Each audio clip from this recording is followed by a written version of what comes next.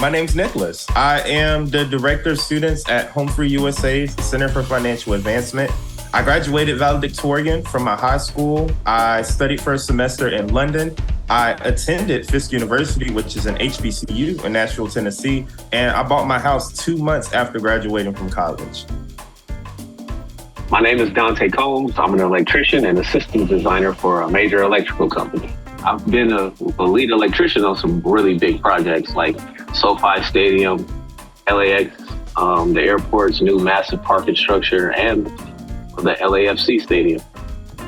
My name is Sophia, and I'm a junior at Menlo College in Silicon Valley. In my sophomore year, I traveled abroad to Dubai and the UAE as part of an academic global immersion program. This summer, I'll be interning at one of the big 4 accounting firms in the world in San Francisco, California. Hi, my name is Pablo. I'm on my way to becoming an architect. I work in a Bay Area firm that specializes in world-class public spaces. What I enjoy about public architecture is creating spaces that will be enjoyed by as many people as possible. No, not really, no. As a kid, your sense of scale is really strange. It did not occur to me that Los Angeles had multiple enclaves of different communities. It did not occur to me that there would be Asian American communities just as rich and diverse and with great families and great food. And because the community is so rich, I just thought all of LA was like just miles and miles and miles. A bunch of immigrants came from Mexico and just made this great big miniature Mexico. But that's not the case. And when all you know is people from the same backgrounds as you, I didn't know an accountant, people I see in movies, I recently found a note that I wrote to my future self when I was a child that basically wanted to remind my adult self what I wanted to be when I grow up. I wanted to be like the superheroes in my favorite shows, people who had the power to influence and change things. I've always enjoyed fixing broken things. I feel like I'm very proud of, where I come from and I understand the value of $1. I thought that wealthy people only existed in TV shows, and so I never worried about meeting some imagined level of success. My mom was a really good protector. She was kind of shielding us from seeing the really hard parts of life.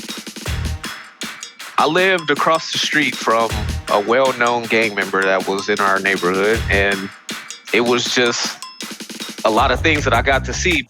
My mom worked in a courthouse, and it put me in an unusual place walking between worlds.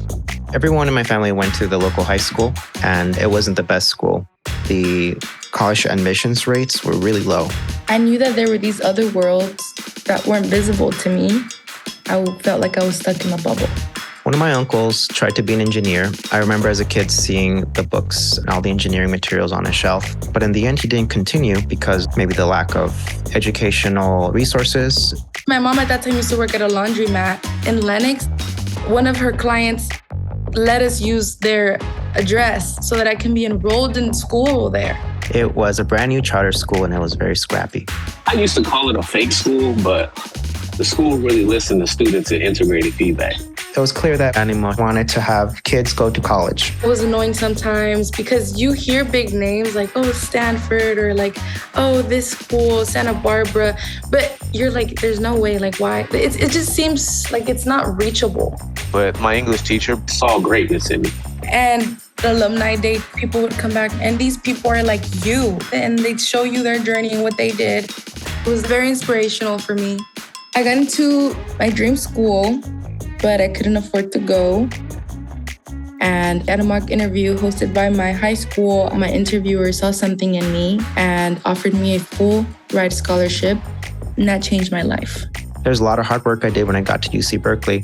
I had to reach out of my comfort zone and then join study groups for some of these classes that I was struggling in. I was kind of distracted by a lot of things that I didn't need to be involved in. Sometimes you feel very doubtful. Kind of lost sense of that drive, but I gained it back after I had my first daughter, and I knew that's when I needed to get my life together. My life would look so different without that scholarship. Ever since then, I just have the Mamba mentality, they would say.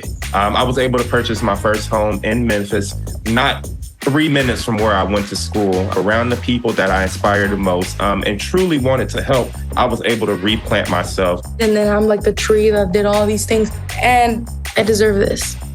With being a father and bringing up the next generation, I know that my daughter's experiences will not be the same as mine, and that she's starting from a very different perspective. I have all these things sitting on my architecture table, and she gets to see them every day. And it's my subversive way of saying, this is my stuff, but someday, you'll get to use some of these things and make your own things if you'd like. And they're like, I am a superhero because I have taken the power that's been given to me to help other people become the best version of themselves.